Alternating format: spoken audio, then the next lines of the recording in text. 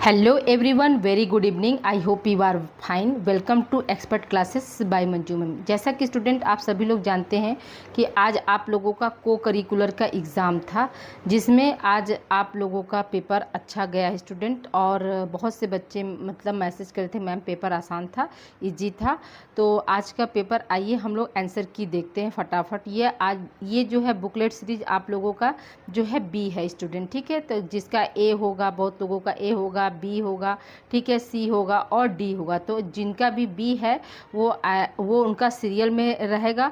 बाकी ए, सी और डी के स्टूडेंट लोगों का क्वेश्चन जो है आगे पीछे हो सकता है, तो वो प्रश्न देखकर अपना आंसर फटाफट मिला सकते हैं। तो आइए देखिए, बिना समय गंवाए स्टार्ट करते हैं हम लोगों का आप लोगों का क्वेश्चन। देखिए पहला क्वेश्चन क्या है स्टूडेंट, पहला है कि मैत्री का अर्थ क्या है। ठीक है, पहला क्वेश्चन क्या है, मैत्री का अर्थ क्या है। तो याद रखिएगा कि इसका आंसर क्या हो जाएगा आप लोगों का। मैत्री का अर्थ जो हो जाएगा मित्रता रखना, यानी पहला ऑप्शन सही हो जाएगा। दूसरा क्या है आपका, क्वेश्चन नंबर 2 देखते हैं। करुणा का अर्थ, करुणा क्या है। ठीक है, तो करुणा का मतलब क्या होता है, दया भाव, यानी फोर्थ ऑप्शन यहाँ पे सही हो जाएगा आपका। ठीक है, अगले प्रश्न की ओर बढ़ते हैं। प्रश्न नंबर 3 देखिए क्या है, पुरुषार्थ क्या है। तो इसका आंसर क्या हो जाएगा, पुरुषार्थ जो है आप लोगों का क्या, पुरुषार्थ जो है 4 होते हैं। तो इसमें क्या है आपका जो धर्म जो है वो क्या पुरुषार्थ से संबंधित है, यानी ऑप्शन नंबर पहला आपका सही हो जाएगा। क्वेश्चन नंबर 4 देखते हैं, मोक्ष पुरुषार्थ का अर्थ क्या होता है। तो देखिए इसका आंसर क्या हो जाएगा, मोक्ष पुरुषार्थ का अर्थ क्या हो जाएगा स्टूडेंट। तो आप लोगों का जो है सेकेंड ऑप्शन सही हो जाएगा, जन्म मरण के बंधन से मुक्ति जो है मोक्ष पुरुषार्थ से क्या है संबंधित है। अगले प्रश्न की ओर बढ़ते हैं। अगला प्रश्न हमारा क्या है, क्वेश्चन नंबर 5 देखिए। क्वेश्चन नंबर 5 है आपका कि आश्रम कौन सा है। ठीक है, तो आश्रम जो है किसके अंतर्गत आता है। तो याद रखिएगा आश्रम जो है वो आपका ऑप्शन नंबर 4 ब्रह्मचर्य से संबंधित है। क्वेश्चन नंबर 6 देखिए आपका क्या है, पर्यावरण दिवस जो है कब मनाया जाता है। तो आप सभी लोग जानते हैं कि पर्यावरण दिवस जो है आप लोगों का क्या है 5 जून को मनाया जाता है। अगले प्रश्न की ओर बढ़ते हैं। क्वेश्चन नंबर 7 देखते हैं। क्वेश्चन नंबर 7 क्या है, पर्यावरण संरक्षण का एक तरीका क्या है। तो याद रखिएगा पर्यावरण संरक्षण का तरीका क्या है, तो हम वृक्षारोपण जितना अधिक करेंगे उतना अधिक क्या होगा, हमारा पर्यावरण जो है संरक्षित रहेगा। अगले प्रश्न की ओर बढ़ते क्वेश्चन नंबर 8 देखते हैं। क्वेश्चन नंबर 8 क्या है आपका, पारिस्थितिकी क्या है, यानी इकोलॉजी क्या होता है। तो याद रखिएगा कि जीव और पर्यावरण के अध्ययन को ही हम क्या बोलते हैं, इकोलॉजी बोलते हैं। अगले प्रश्न की ओर बढ़ते हैं। क्वेश्चन नंबर 9 देखिए। क्वेश्चन नंबर 9 क्या है आपका कि ध्वनि प्रदूषण का मुख्य कारण क्या है। तो ध्वनि प्रदूषण का मुख्य कारण क्या होता है आपका, वाहनों की आवाज़ होती है। अगले प्रश्न की ओर बढ़ते हैं। अगला प्रश्न हमारा क्या है, क्वेश्चन नंबर 10 देखिए क्या है, सतत विकास क्या है। सतत विकास क्या है, तो याद रखिएगा कि इसका आंसर क्या हो जाएगा आपका, वर्तमान एवं भविष्य का संतुलित विकास। ठीक है, अगले प्रश्न की ओर बढ़ते हैं। अगला प्रश्न हमारा क्या है कि ध्वनि प्रदूषण मापने की इकाई क्या होती है। तो याद रखिएगा ध्वनि प्रदूषण मापने की इकाई क्या होती है, डेसिबल होती है। अगला प्रश्न की ओर बढ़ते हैं। अगला प्रश्न हमारा क्या, पर्यावरण का मुख्य घटक कौन नहीं है, शब्द पर विशेष ध्यान देना था। तो इसका आंसर क्या हो जाएगा आपका, मोबाइल है। ठीक है, अगले प्रश्न की ओर बढ़ते क्वेश्चन नंबर 13 देखते हैं, जैव विविधता संरक्षण क्यों आवश्यक है। तो याद रखिएगा जैव विविधता संरक्षण जो है क्वेश्चन नंबर 13 का जो है आंसर क्या हो जाएगा आपका, उपरोक्त सभी वाला ऑप्शन सही हो जाएगा। क्योंकि पर्यावरण संतुलन के लिए भी जो है आपका जैव विविधता जरूरी है, जलवायु संतुलन के लिए भी है, प्रजातियों के संरक्षण के लिए भी है, इसलिए यहाँ पे क्या हो जाएगा आपका उपरोक्त सभी वाला ऑप्शन यहाँ पे सही हो जाएगा। क्वेश्चन नंबर 14 देखते हैं। क्वेश्चन नंबर 14 क्या है, भारत का राष्ट्रीय पशु कौन सा है। तो आप सभी लोग जानते हैं कि भारतीय राष्ट्रीय पशु कौन है। तो आप लोग बताइए आंसर क्या हो जाएगा इसका, सेकंड हो जाएगा। अब मुझे कमेंट में आप लोग बताइएगा कि भारतीय राष्ट्रीय पक्षी कौन सा है। ठीक है, अगले प्रश्न की ओर बढ़ते हैं। अगला प्रश्न हमारा क्या है, जैव विविधता सर्वाधिक कहाँ पाई जाती है। तो याद रखिएगा जैव विविधता जो सर्वाधिक क्या है, भूमध्य रेखा पर पाई जाती है। अगले प्रश्न की ओर बढ़ते हैं। अगला प्रश्न हमारा क्या है, क्वेश्चन नंबर 16 देखते हैं कि CO2 बढ़ने से क्या होता है। तो CO2 जब बढ़ता है तो क्या हो जाएगा स्टूडेंट, आपका टेम्परेचर जो है बढ़ेगा, यानी ऑप्शन नंबर जो है आपका 4 सही हो जाएगा। क्वेश्चन नंबर 17 देखते हैं। क्वेश्चन नंबर 17 क्या है, सबसे प्राचीनतम वेद है। तो सबसे प्राचीनतम वेद क्या है आपका, ऋग्वेद है। अगले प्रश्न की ओर बढ़ते हैं। अगला प्रश्न 18 क्या है आपका, मानव मूल्य क्या है। तो मानव मूल्य का आंसर यहाँ पे क्या हो जाएगा स्टूडेंट, आप लोगों का सेकेंड हो जाएगा। सेकेंड ऑप्शन कि मनुष्य के आचरण से संबंधित है, उसी को हम क्या बोलते हैं, मानव मूल्य बोलते हैं। क्वेश्चन नंबर 19 देखते हैं, आध्यात्मिक मूल्य क्या है। तो आध्यात्मिक मूल्य जो होता है स्टूडेंट, इसका आंसर क्या हो जाएगा, आत्मज्ञान को ही हम आध्यात्मिक मूल्य कहते हैं या सेल्फ नॉलेज कहते हैं। अगले प्रश्न की ओर बढ़ते हैं। अगला प्रश्न हमारा क्या है, श्री कृष्ण ने गीता का उपदेश किसको दिया था। तो आप सभी लोग जानते हैं श्री कृष्ण ने गीता में जो है किसको उपदेश दिया था, तो अर्जुन को दिया था। अगले प्रश्न की ओर बढ़ते, क्वेश्चन नंबर 21 देखते हैं, गीता का संबंध किससे है। तो गीता का संबंध जो है आपका क्या हो जाएगा, महाभारत से है। ठीक है, क्वेश्चन नंबर 22 देखते हैं, भगवान बुद्ध ने अपना प्रथम उपदेश कहाँ दिया था। तो भगवान बुद्ध ने अपना प्रथम उपदेश जो है सारनाथ में दिया था। क्वेश्चन नंबर 32 का ऑप्शन 3 सही हो जाएगा। 23 देखिए, 23 चल रहा है, ठीक है। 22 का जो है ऑप्शन 3 ऑप्शन सही होगा। और 23 देखते हैं तो क्या है क्वेश्चन आपका कि गृहस्थ आश्रम है, तो गृहस्थ आश्रम जो है किससे संबंधित है। तो याद रखिएगा कि समाज और परिवार का आधार, यानी पहला ऑप्शन सही हो जाएगा। गृहस्थ आश्रम जो है समाज और परिवार का परिवार पालन का आधार है। ठीक है, गृहस्थ आश्रम क्या है आपका, गृहस्थ आश्रम जो है समाज और परिवार पालन का आधार होता है। अगले प्रश्न की ओर बढ़ते हैं, क्वेश्चन नंबर 24 देखते हैं। क्वेश्चन नंबर 24 क्या है, निष्काम कर्म क्या है। तो याद रखिएगा इसका आंसर कौन सा हो जाएगा, आपका चौथा ऑप्शन सही हो जाएगा, कर्म फल की आसक्ति का त्याग। क्वेश्चन नंबर 25 देखते हैं, उपेक्षा का क्या अर्थ होता है। ठीक है, उपेक्षा क्या होती है।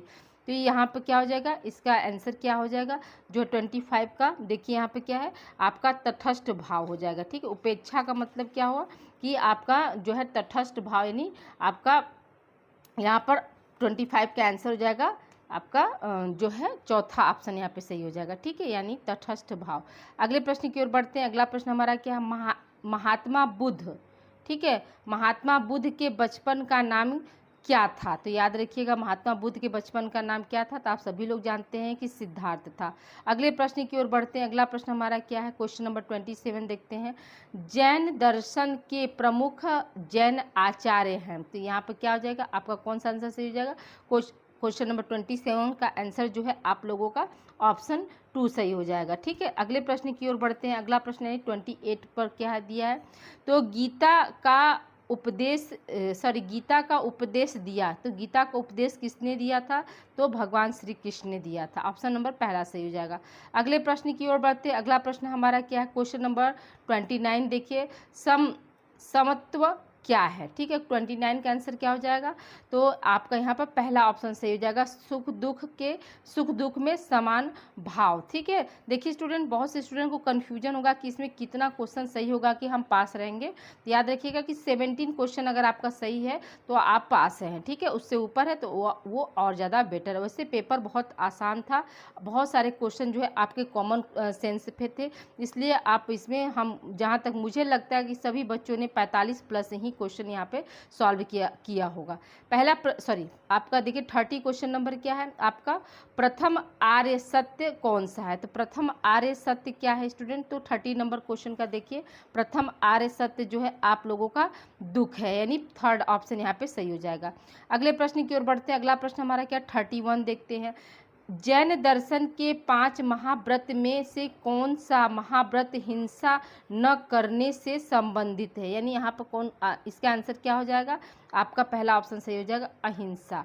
ठीक है, अगले प्रश्न की ओर बढ़ते हैं। अगला प्रश्न हमारा क्या है, त्रिगुण क्या है, त्रिगुण क्या है। तो यहाँ पर क्या हो जाएगा, क्वेश्चन नंबर 32 देखिए आपका क्या ऑप्शन सही हो जाएगा, यहाँ पे उपरोक्त सभी हो जाएगा स्टूडेंट। ठीक है, अगले प्रश्न की ओर बढ़ते हैं। क्वेश्चन नंबर 33 देखते हैं, सत्व गुण की विशेषता है, सत्व गुण की क्या विशेषता होती है। तो यहाँ पे क्या हो जाएगा आपका ऑप्शन नंबर 33 का 3 ऑप्शन सही हो जाएगा। अगले प्रश्न की ओर बढ़ते हैं, भारतीय परंपरा में आश्रम कितने हैं।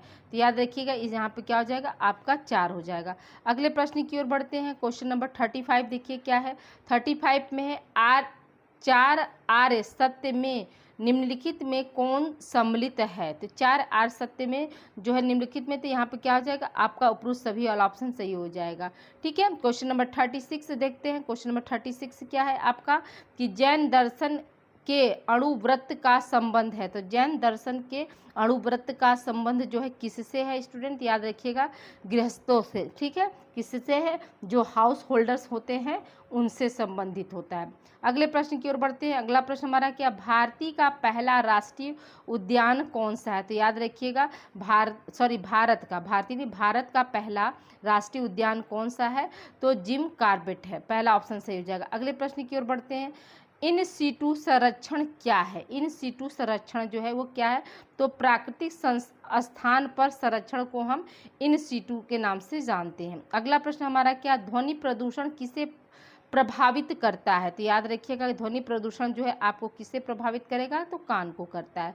अगला प्रश्न हमारा क्या, ओजोन परत कहाँ पाया जाता है? तो याद रखिएगा ओजोन परत जो होता है वो समताप मंडल में पाया जाता है, ऑप्शन 2 सही है। अगला प्रश्न हमारा क्या, चिपको आंदोलन किससे संबंधित है? तो चिपको आंदोलन जो है वो किससे संबंधित है? तो जंगल संरक्षण से संबंधित है। ठीक है, अगले प्रश्न की ओर बढ़ते हैं। क्वेश्चन नंबर 42 देखते हैं। क्या है, प्रथम उत्पादक कौन है? तो प्रथम उत्पादक कौन होते हैं स्टूडेंट? याद रखिएगा कि पौधे होते हैं। अगले प्रश्न की ओर बढ़ते हैं। अगला प्रश्न हमारा क्या है, सौर ऊर्जा कैसी ऊर्जा है? ठीक है, सौर ऊर्जा जो कैसी ऊर्जा है? तो याद रखिएगा कि नवीकरणीय ऊर्जा है। अगले प्रश्न की ओर बढ़ते हैं। अगला प्रश्न हमारा क्या है, पर्यावरण नैतिकता का उद्देश्य क्या है? तो पर्यावरण नैतिकता का उद्देश्य जो है वो क्या है? जैव विविधता को संतुलित करना, यानी ऑप्शन आपका पहला यहाँ पे सही हो जाएगा। अगले प्रश्न की ओर बढ़ते हैं। अगला प्रश्न हमारा क्या, भारतीय परंपरा में प्रकृति को क्या माना गया है? तो भारतीय परंपरा में हम क्या प्रकृति को माता के नाम से जानते हैं। अगले प्रश्न की ओर बढ़ते हैं। अगला प्रश्न हमारा क्या, सतत विकास। ठीक है, सतत विकास लक्ष्य की संख्या जो है कितनी है? तो याद रखिएगा सतत विकास लक्ष्य की संख्या जो है कितनी रखी गई है? तो स्टूडेंट आपका जो है 17 रखा गया, यानी ऑप्शन दूसरा सही है। अगले प्रश्न की ओर बढ़ते हैं। राष्ट्रीय पर्यावरण नीति कब बनी? तो याद रखिएगा राष्ट्रीय पर्यावरण नीति जो है आपका 2006 में बना है। अगले प्रश्न की ओर बढ़ते हैं। अगला प्रश्न हमारा क्या, हरित क्रांति। ठीक है, हरित क्रांति जो है किससे संबंधित है? तो याद रखिएगा कि हरित क्रांति जो है आपका फसल की उपज बढ़ाने से संबंधित है। ठीक है, अगले प्रश्न की ओर बढ़ते हैं। अगला प्रश्न हमारा क्या, ओजोन परत हमें किससे बचाती है? तो ओजोन परत जो है हमें यूवी किरणों से बचाती है, ऑप्शन 2 सही हो जाएगा। अगले प्रश्न की ओर बढ़ते हैं। क्वेश्चन आपका ये लास्ट है। क्वेश्चन क्या है आपका, मृदा प्रदूषण से क्या होता है? तो याद रखिएगा मृदा प्रदूषण जो है वो क्या करती है? आपके उपज को क्या करती है? घटाती है, यानी पहला ऑप्शन यहाँ पे सही हो जाएगा स्टूडेंट। तो आप लोग अपना कमेंट में जरूर करके बताइएगा कि आप लोगों का कितना क्वेश्चन सही हुआ। याद रखिएगा कि 17 क्वेश्चन अगर आपका सही है तो आप लोग क्या है, पास हैं स्टूडेंट। ठीक है, तो आज की क्लास आप लोगों को कैसा लगा ये अपना वैल्यूएबल कमेंट आप लोग जरूर दीजिएगा। मिलते हैं हम अगली क्लास में। अगली क्लास बहुत जल्द ही आप लोगों को देखने को मिलेगा student. Thank you so much. आप लोग ज़रूर अपना जो है आप लोग बताइएगा कि आप लोगों ने कितना क्वेश्चन जो है इसमें जो है सही किया था स्टूडेंट। ठीक है, okay student, thank you for watching. मिलते हैं हम अगली क्लास में।